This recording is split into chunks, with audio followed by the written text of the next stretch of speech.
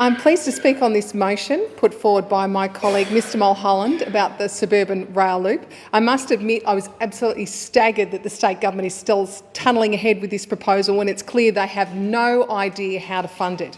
Now, Mr John Berger just said, and I quote, "This government has a plan." Well, the only plan this government has is a marketing plan, because you announce projects and you cannot deliver them.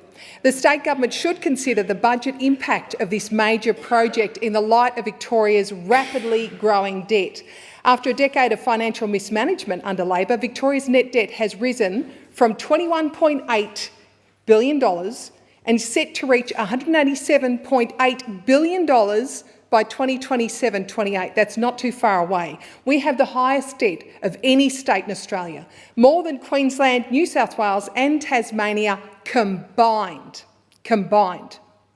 Due to Labor's financial mismanagement over the last decade, we are currently paying over $15 million every single day in interest.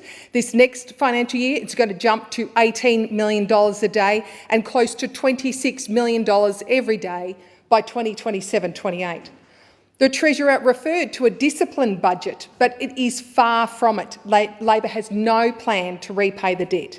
Victoria's annual interest bill is set to reach $9.7 billion by 2027-28. That's close to 9% of the government's total revenue spent paying interest on our state debt instead of going towards vital services. And when you consider the Suburban Rail Loop, I understand that the business case of this major project was developed through the Premier's office and announced before the 2018 election. The SRL will be the biggest infrastructure project in the state's history without a proper business case.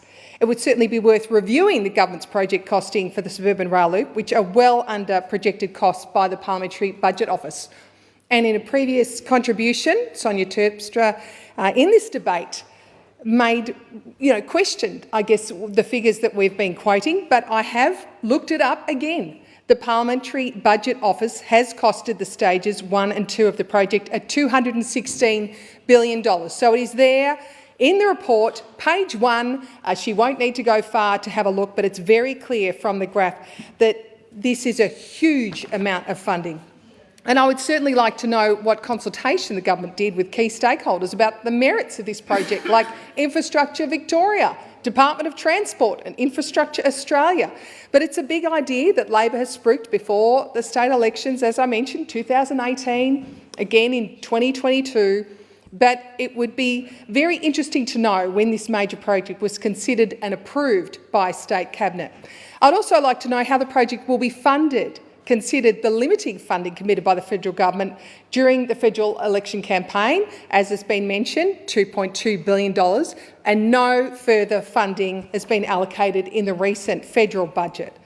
I'd also like the government to consider the impact of 8,000 employees required to work on the project and the demand for workers during the current housing crisis, when the building industry is already under pressure, and the inflationary pressures of this major project.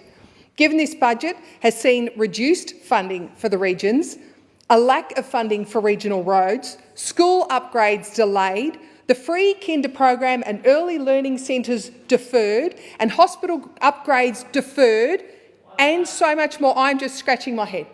$207 million being cut from public health, on top of millions cut from dental services, aged care, ambulance services, health workforce training and maternal and child health.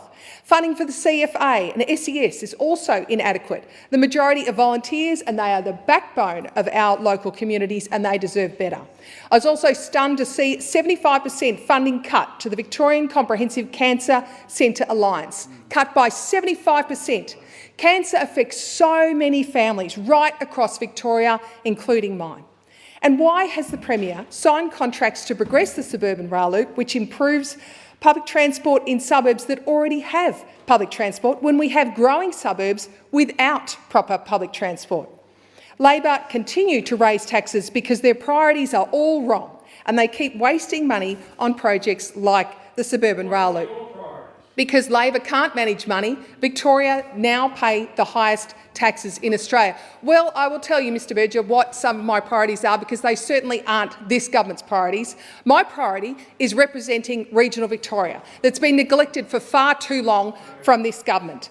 Now, we have 25% of the population lives in regional Victoria, yet in the recent state budget, Mr Berger, we've had just 2% of government infrastructure expenditure under Labor. Regional Victorians will receive just $2 billion out of $98 billion infrastructure spend. So that is a priority that I have, is seeing a much fairer share of funding right across regional Victoria.